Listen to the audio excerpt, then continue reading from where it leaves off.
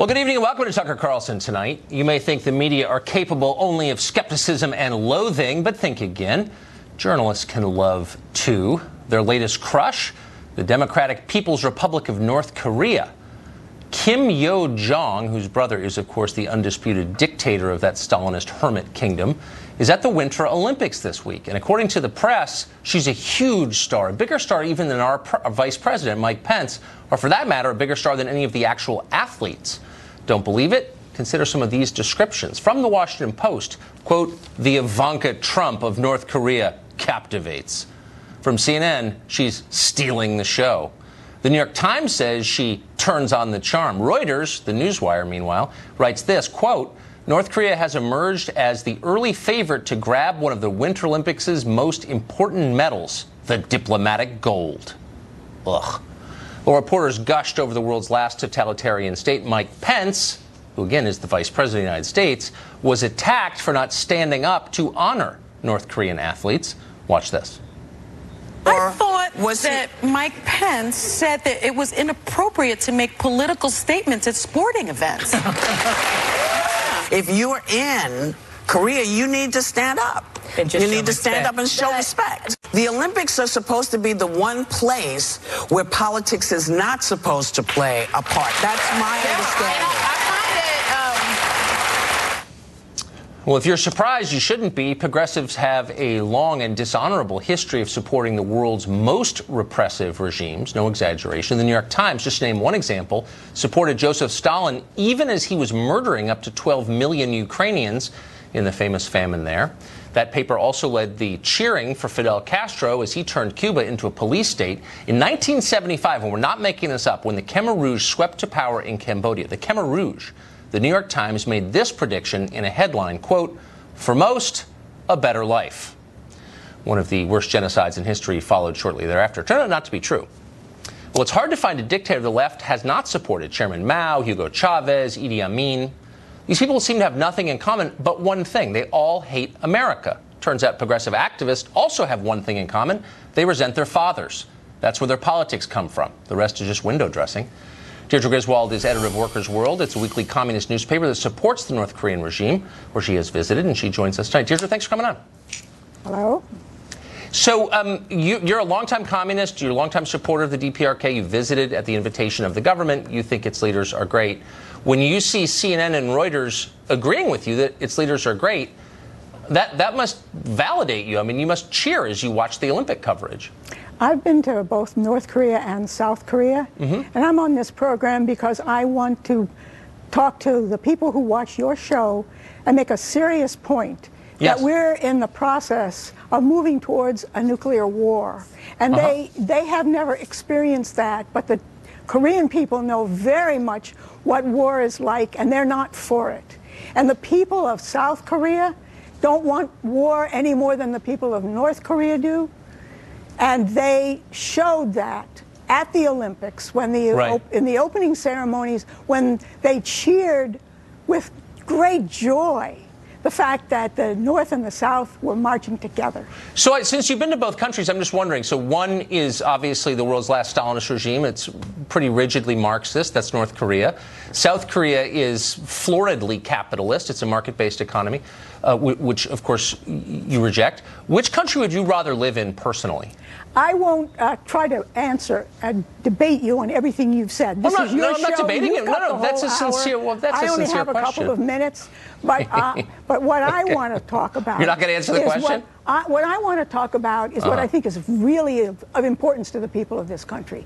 That is that there's a group in Washington that really wants to push for a war. The Korean people don't want it. People here don't want a war, but they don't know what a war is like. They think you just push a button somewhere. Well, but hold on. Let me just say that I've never said this to a communist before, but I actually agree with you. I don't want a war in Korea. And I think there are people in Washington who are pushing for it. I think you're absolutely right there. I guess where I disagree with you is we don't know what the people of North Korea want because they're not allowed to say what they want. Well, that's and I'm a little, really? So yes, that's do they have internet access there? Oh, they don't? I've okay. been there. They know what's going on in the world. They know perfectly well what's going on in the world. How would they know? Because it's illegal to watch a foreign movie there, so how would they know? You're making up a lot of stuff. The people in North Korea are very aware of what's going on in the world. North Korea has a 100% literacy rate. Did you know that? I got that figure from the CIA fact book. Well, I've seen it as well. But if you can't read anything but the propaganda, they are not in some kind of a, jail. They're not. They are really. They are people who want to get out from underneath the threat of war that the U.S. has posed ever since it invaded their country in 1954. Now, I know you don't want to debate, by which you mean you don't want to answer real questions, but let's just try a couple of them. If they're free, why can't they leave? Look, that's a fair question. Go back and forth. People go back and forth. You're taking this whole in a whole other direction that shouldn't be of any significance to people here. Wait. Why is it? Look, you're up here speaking. Why do you think there are people in Washington who are for a war? Why do you think they're for a war? That's one of the questions I've never been able to answer in 35 years here. But one question I've been able to answer pretty simply is North Korea a free place, a place you'd want to live, or is it a prison? Do you know what the imprisonment rate in North Korea is? It's 800 per 100,000. You know what it is in South Korea? 100. Is in the United States, Tucker? I'm sorry? Do you know what the imprisonment rate? It's very high. That the U.S. has it's nowhere near more 800, though. Any other country in the world? That's not true, actually. Oh, North Korea has no. That's not true. North Korea is the highest. But let me just ask you a question. No. I'm talking about the number of prisoners. That's the highest in the world in the United States. That's true. Right. Okay. And the majority so would you of them say are the United States? Hold on. The majority of them are poor people, and they wouldn't be in jail if they had a lawyer to keep them out of jail. Right. Like Actually, so many people in Washington and Wall Street have lawyers that keep them out of jail. This is kind of the point I was making, is that no regime, no matter how repressive, no matter how many of its own people it has killed, is ever undefended by the left if it hates America. If North Korea suddenly became pro-American, you wouldn't support it, would you? You know that you wouldn't. You say that this is a country that hates America. No, I would say that of North Korea. I think that's fair to say, having... Did I'm going out on a limb there. Yes, I am. Over to this country and bomb us? Did they ever do what the U.S. did to Korea? Do you think the Koreans feel good about what the U.S. did to Korea? The U.S. bombed every building over one story during the Korean War. Right. The bombers had to come back with their payloads undropped because there were no bombs. Why do you think you dislike... Hold on. Do you ever, just a quick reality check, do you ever say to yourself, I dislike America, where I live, more than I dislike North Korea? I don't dislike the people of this country at all. I'm thinking the country about itself. them as well as the people of Korea. But why make excuses? We should not have a war against Korea. And these people I'm with you there. Hold on, Washington and the Pentagon, I'm with you there. Who are actually doing the planning for such a war. Let me ask you one last question, there's if you can do this. war games coming up against war games. But let me ask you a question. They suspended them during the I don't want to have to cut you off. I just want to ask you one last question. It's a sincere one. Does it bother you? I got it. Does it bother you at all? Does it make you rethink your defense of North Korea when you see its population starving and its leader dying of obesity? People there are not starving. Well, they just had a famine 15 years ago. Some years ago. This is a country that was left in ashes. It's our fault. Just a generation and a half ago. So is South Korea. How did South Korea get so built up? They rebuilt their country. They have... if you look at the Koreans, they're the healthiest looking people in the world. They're the best. If you look at those except Koreans. For the tapeworms and the tuberculosis. They're awesome. You know what? You should get some dental work. You are telling people lies about the world, and that's what your station does. And I'm not surprised by that at Well, we're all. glad to have you on for some truth, Deirdre. Thank you so much. much. It's great to see you. Dr. Alan Mendoza is Executive Director of the Henry Jackson Society, and he joins us tonight. Dr. Mendoza, thanks for coming on. A pleasure to be with you. So do you think we're overstating it when we describe North Korea as basically a prison? No, of course not. It is basically a prison. This is the world's most repressive regime. It is indeed a prison camp. You can't leave. I don't know what your last guest was sort of smoking before she came on, but I have to say it's the most extraordinary set of sort of points, disparate points put together in a sort of a policy statement. Look, this is a state which exists and runs on terror. It runs on terror. It runs on torture. It runs on imprisonment, and it runs on ensuring that the people who live there are at the beck and whim of the regime. It is indeed a prison camp. You're absolutely correct. So why the impulse? I mean, you've watched the reaction of the international left to a lot of these different regimes over the years. Why the impulse to defend, to side with, to make excuses for regimes that are indefensible simply because they hate the West? There is an extraordinary romance that the left actually believes in when it comes to these regimes. It starts with the idea that actually we can convert these people somehow. It goes along the lines, actually we have something in common with them. I think you're right to highlight the fact that the US is frequently seen as the sort of chief enemy of these regimes is actually something that actually appeals to the left as well. Yes. And take those things together, you look at those two things together, and you realise that you get a kind of complete opposite to what would happen if it was a right-wing regime. If that was the case, the left would be first out onto the street saying we must denounce them, we must ignore them. But when it comes to someone who is purportedly anti-American in that kind of way, they have a very different view. It's sort of strange, though, if you live in the West, in the UK or in the United States, and enjoy the fruits of the society, why devote your life to destroying it? I mean, only the West does that, right? Well, absolutely, and here you come to the crux of the matter, which is why is it that citizens of our countries who enjoy free societies, who enjoy the ability to argue, who enjoy the ability to discuss, will go out onto a limb to defend dictators, repressive regimes who prevent their citizens from doing that? It is an extraordinary, extraordinary turn of events when that happens. What you should be seeing, what true liberals should be doing, is arguing for the inhabitants of those countries who are subjected to human rights abuses, getting them the same rights that they themselves enjoy, but you don't have that at all. No, it's a good point. It's why fathers should be nice to their children, otherwise they'll grow up to be progressives. They'll hate you, and they'll make a whole politics out of it. Alan, thank you very much. A pleasure. Thank you. The Democrats' FBI memo is not out yet. The White House says there's too much classified information in it, but they're working on that. Was that the Democratic plan all along, putting classified intel in it so the White House wouldn't release it right away? We'll put that question to a congressman next.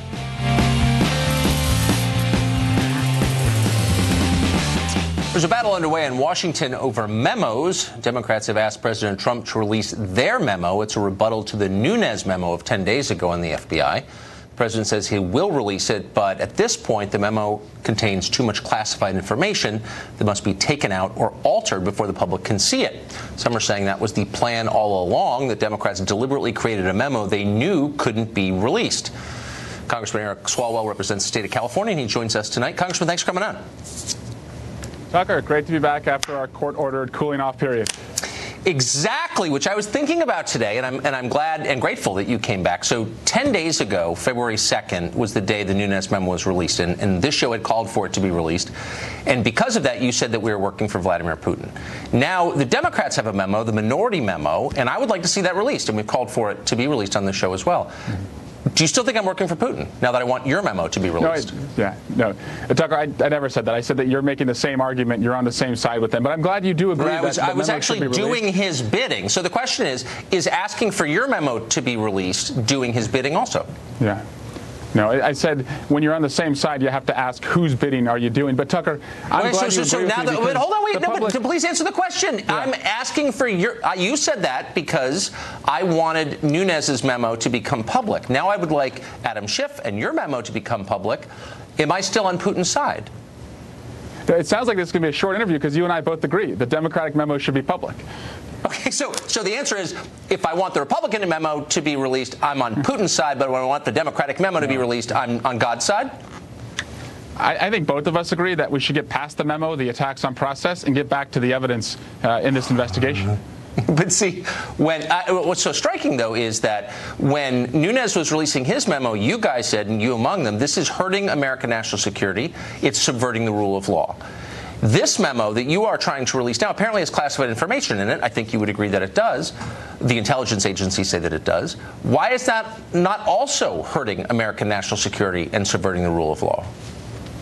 Well, we did something, Tucker, that the Republicans weren't willing to do. We asked the Department of Justice to review it. And if there is anything in there that would hurt the rule of law or national security, we would want that redacted. But it seems odd that the president now wants to listen to the FBI when he was willing to release the memo before even hearing from them or even looking at the memo. I just want the memo out there. Wait, as a great respecter of the FBI, and that was the case you've made for months, and anyone who questions the FBI is unpatriotic, and they protect your life even as you sleep, and how dare you question their judgment? Are you questioning their judgment? Wouldn't you want the FBI to hold that memo if they believe it imperils national security?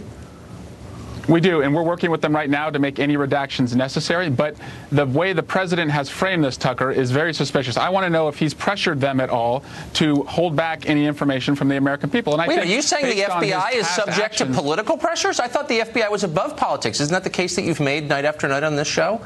That we shouldn't suggest. Oh, he's already fired the guy who was investigating him. So all of a sudden the FBI is a political tool, but I thought I was immoral for suggesting that 10 days ago, but now you're suggesting it. It's kind of weird. They're not a political tool. Oh, because I thought you just said that. You said they had just been pressured. That's not what I said. Oh, didn't you just say they'd been pressured? No, I want to know if he's pressuring them. He can apply pressure without them being pressured. We should work with them. But again, Tucker, this is all a distraction. It's a charade, actually.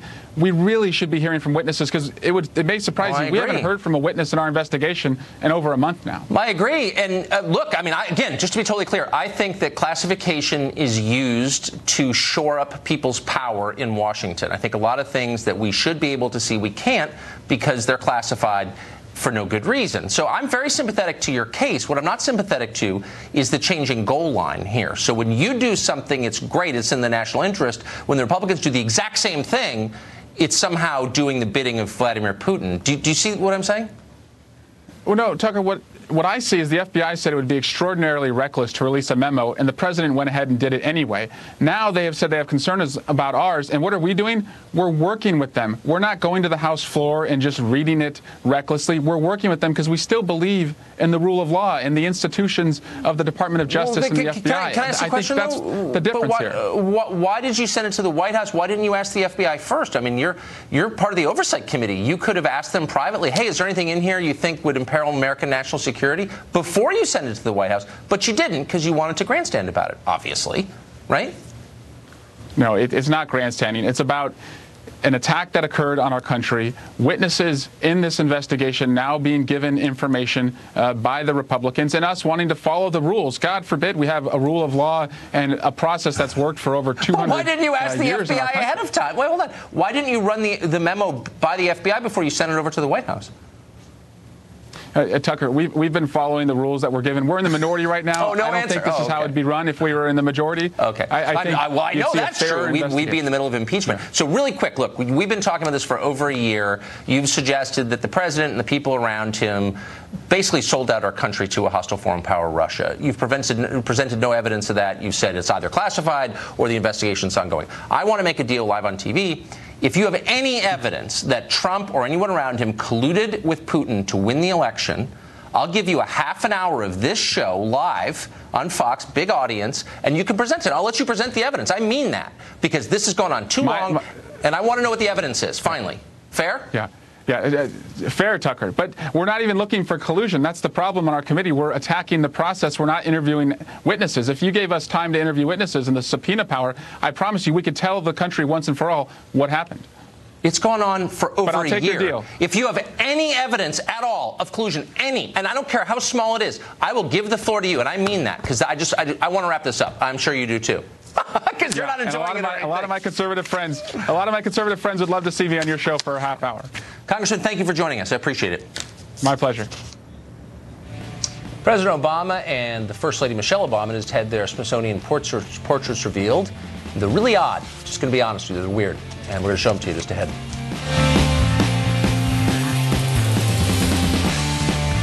Once again, immigration is starting to dominate debate in the U.S. Senate. The majority leader of the Senate, Mitch McConnell, is allowing free debate on the floor. He hopes that will result in a deal that can reach the president's desk and get his signature.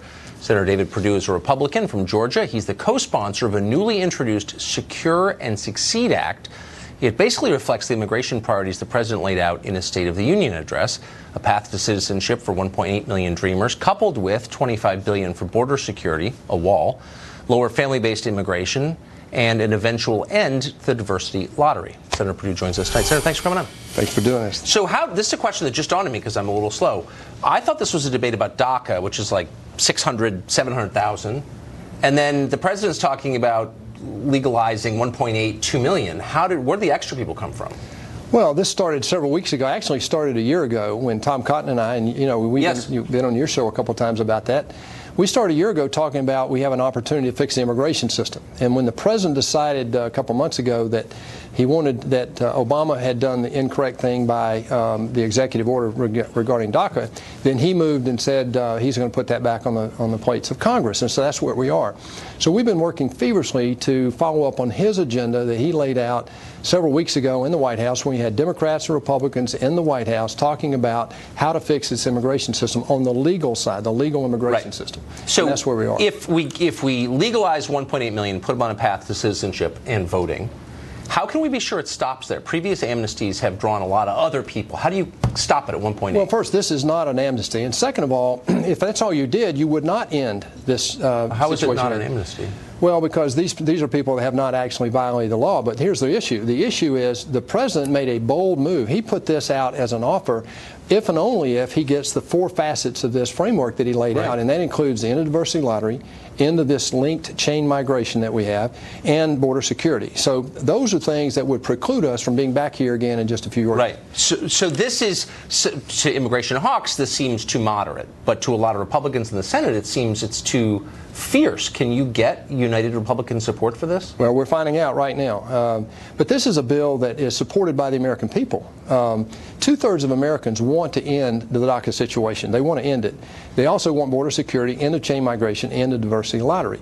71% believe immigration should be based on the worker, the immediate family, and the spouse alone. And so this president has reached out and has got a bill, or we've got a bill that the president will sign into law and actually will assure us from being here again just in a few short years. So who would, among Republicans, who would vote against this, and on what grounds? On what grounds could a Republican be against this bill? Well, some people will say, well, we don't support a pathway to citizenship. Well, this is a price to pay to end this nonsense right now and to get to a solution that will keep us from being here in just a few short years. Most of the Republicans that I know will back this bill the way we have it. You get any Democrats?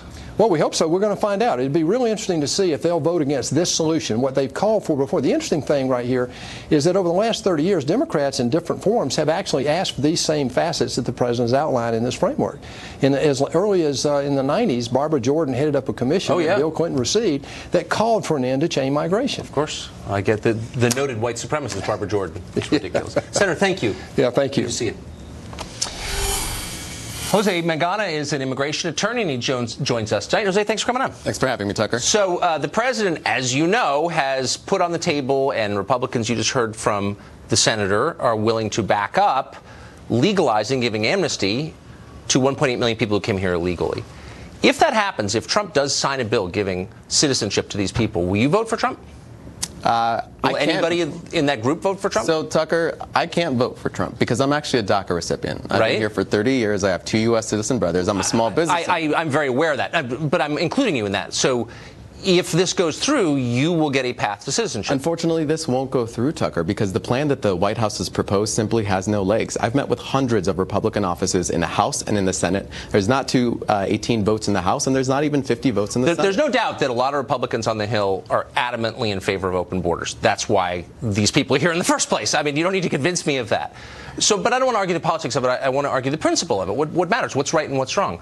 What about this bill is unacceptable to you? So I want to know what happened to the President Trump that campaigned during 2016 who promised to be an advocate of legal immigration. This framework would radically cut legal immigration to levels not seen since the Great Depression. That's not true, it's actually. Absolutely levels true. not seen since 1995, Since but whatever. 1920. You've got the wrong numbers. But look, I'm not going to get them in your face.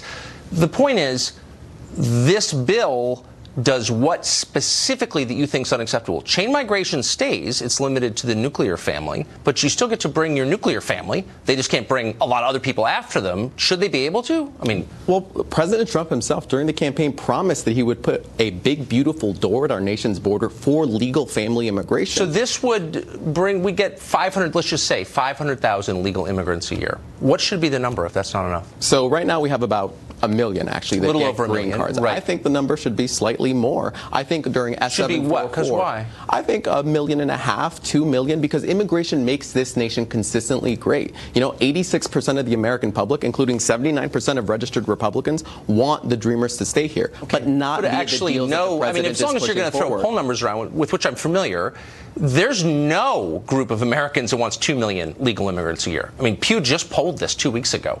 People want less legal immigration. But whatever. 86% want the DACA recipients to stay, but not under the deal that the president has proposed. And that's bad. Why? He's giving citizenship to people who came here illegally, 2 million of them, and that's racist because why? Exactly. No, I'm serious. Like, what specifically? The president has had an opportunity to make a bipartisan deal on this, but he rejected the Graham-Durbin proposal, which would end the diversity visa, reduce family immigration, and fund the wall with billions of dollars. Look, please don't get political with me. I just want to talk about the policy. Like, what about this specifically? So this would prevent people from bringing their relatives who aren't part of their nuclear family. Do you think that people should be able to come here legally, get amnesty, citizenship, and then bring who? Grandparents, uncles, cousins? Like, what do you want specifically?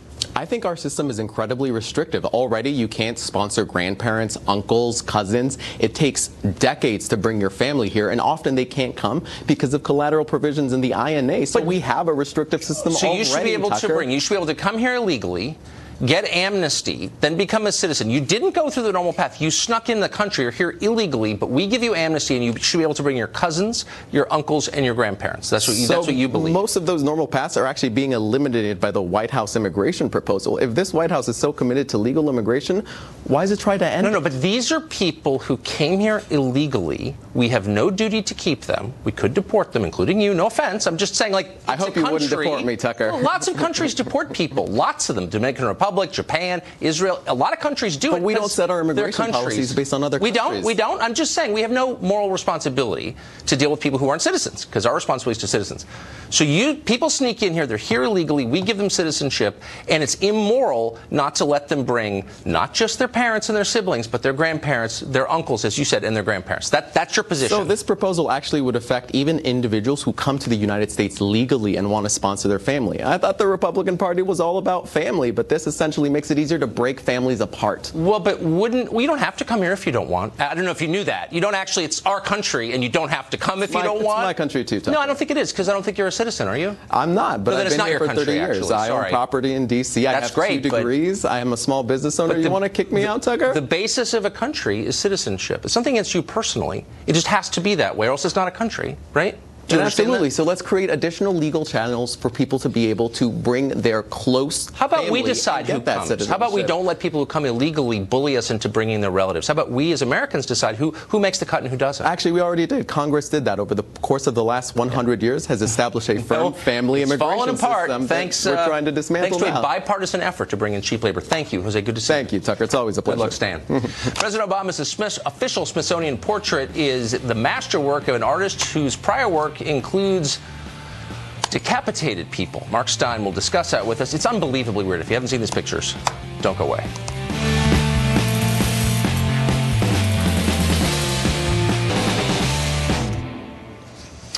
Well, Michelle and Barack Obama's Smithsonian portraits were unveiled today. It's hard to believe they're real, but apparently they are.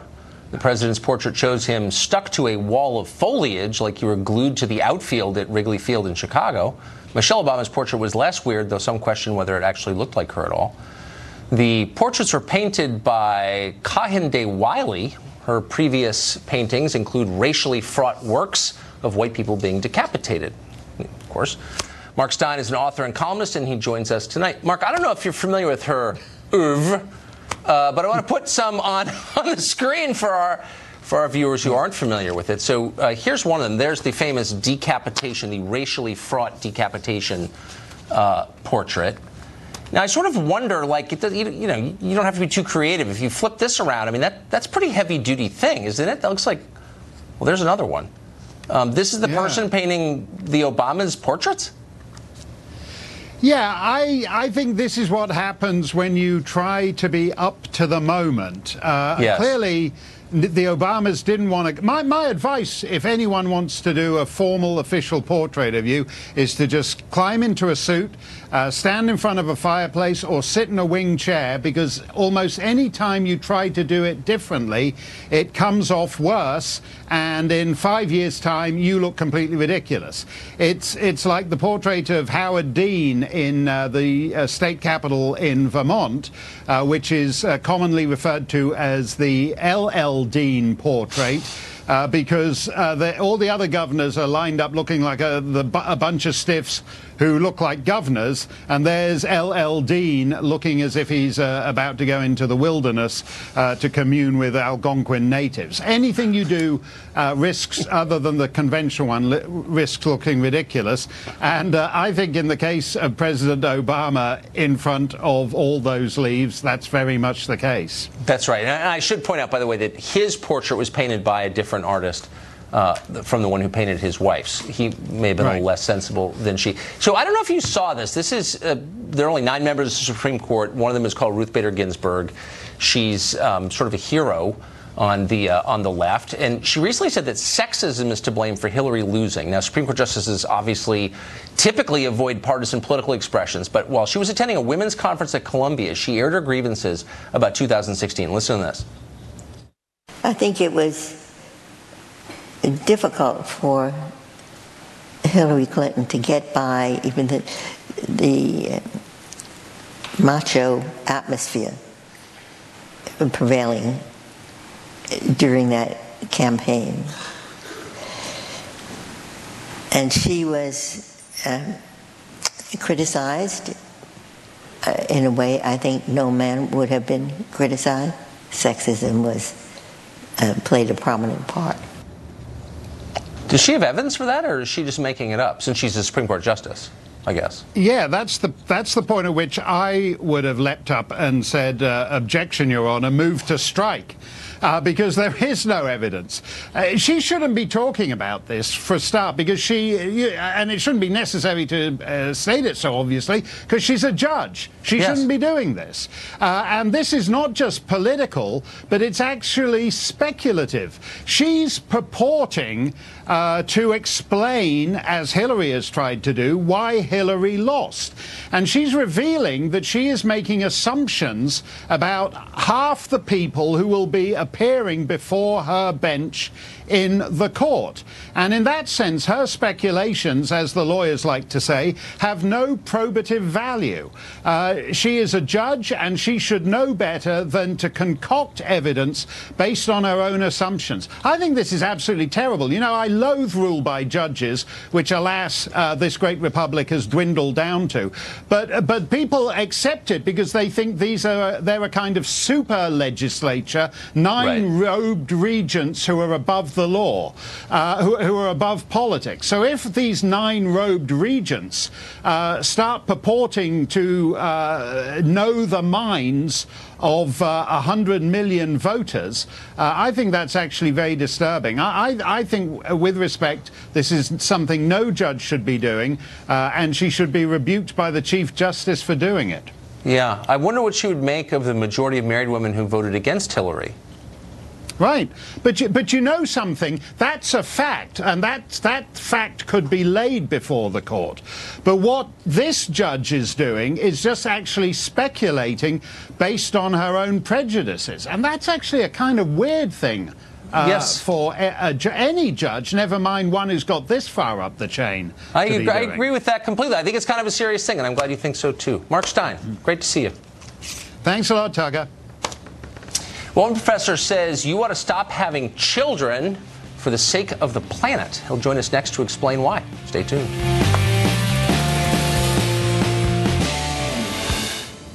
Want to save the planet? Don't have kids. More and more people are coming to that conclusion. The New York Times has profiled the growing group of people who say they're refusing to have children because they don't want to contribute to global warming. Joseph Palermo is a professor of history at Sacramento State University. He says that's about the right idea, and he joins us tonight. Professor, thanks for coming on. Hey, thanks for having me, Tucker. I need to make something clear, though, before we start. I'm from Sacramento. I have to give a shout-out to Anthony Sadler, our student here at Sac State, who's playing himself in the new Clint Eastwood movie. He graduated 2017 from the school I just interviewed him. On Friday. What a great guy he is. Well, I'm impressed. Well, we'll see. That's evidence that we're not indoctrinating the students and telling them to worry about trigger warnings and post-structuralism. Well, that kid is brave. I will say that. At Sac State. Well, you're Stingers right. He is. Go Hornets. Amen. Go Hornets. All right. See, that wasn't bad. I usually hate that stuff, but that was a good one. Okay, so let me just ask you this. But the other thing, I know, but the other thing I got to clarify. No, I can't let you promote anymore. I can't. I'm going to get fired. No, I can't do that. I'm not a scientist. I'm a historian. You got to stop, or else I'm going to get. Kennedy. No, I know, but if you promote any more, both of us are going to hold it. So let me just ask you a question. Much better book than Chris Matthews' book. Well, that's not. Chris Matthews' book can't even come up with this. Yeah, well, that's not. Okay, that's not high praise. Here's the question. So you think that people should have fewer kids because of global warming, but all the highest birth rates are in Africa. I mean, all of them. Basically, you go to the top 15. So it's Malawi, and it's Somalia, and it's Burkina Faso. You're telling African women to have fewer kids? Is that what you're saying? That is what you're saying. Well, this is going to put a furrow in your brow, Tucker, I'm telling you right now, because although I think that article is legitimate in that it raises some legitimate concerns, it's really a dumb article that we're talking about. Because what are we going to do, stop reproducing the species? It's not going to happen. We're going to have children. I don't believe that we should stop having children. I believe we should look to the future and look at what the markets are telling us right now, which is that renewable solar, wind, all of those, the capacity is increasing. They're saying global capacity for renewables and electricity globally by 2020, 2025 is going to be increased by 40%. There's going to be yeah, I mean, that's partly true. That's partly true. I mean, wind is a joke, but solar is real. But hold on. There are a lot of people out there. Hold on. There are a lot of people out there who are arguing that you shouldn't have children, or you want to limit the number of children you do have because of the earth and the pressure that they put on the earth. And I guess my question is, are you going to take this message to the countries that are having the most children, all of them in sub-Saharan Africa? And two, it's a little anti-human, isn't it, that message? Look, I'm a historian. Let's go back. I mean, I'm telling you, this country's already been through that whole thing. It's called eugenics in the early 20th century. Right, I know. And we don't want to go there. What we want to do is we want to work all together, people in all the world, to face a global problem.